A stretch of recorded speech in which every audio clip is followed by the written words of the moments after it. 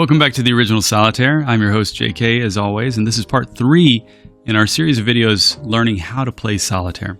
And so we're going to get right to it in this one since we know how to make moves, and we're looking for moves as we turn through the deck in the top right. So I don't see any other red 8 on the board that can be played to. There was a red 8, but it's already covered up by a black 7, so I can't play this black 7 up in the top. So I'm going to touch the deck and turn over the next 3 cards. Hey, look at that. Our first ace. That can be played straight to an ace pile. So I just tap it, and it goes. Now, next up is a king. And that's interesting because there's not a card that you can think of, right? A king can be played too. And that's correct. The only way you can play a king from the stock down to the board is if there's an empty column. And in fact, kings are the only cards that can be moved to empty columns.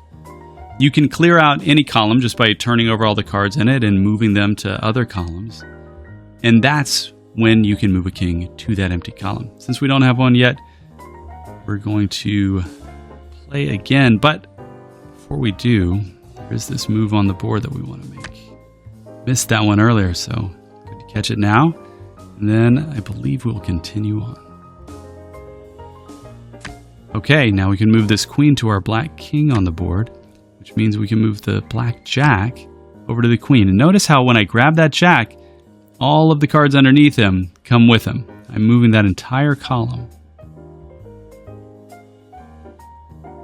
Okay, we're looking pretty good, so I'm going to keep on turning cards from the deck. 6. We can certainly find a black 7 down on the board. Another ace. That's very good for us. Straight to the ace pile. And no red 7, so we'll draw again. All right, so we're going to try to keep these videos as short as we can. So we're going to end this one here, and we're going to keep on going through this hand in the next one, seeing if we can get a win out of it. As always, thanks for playing the original Solitaire.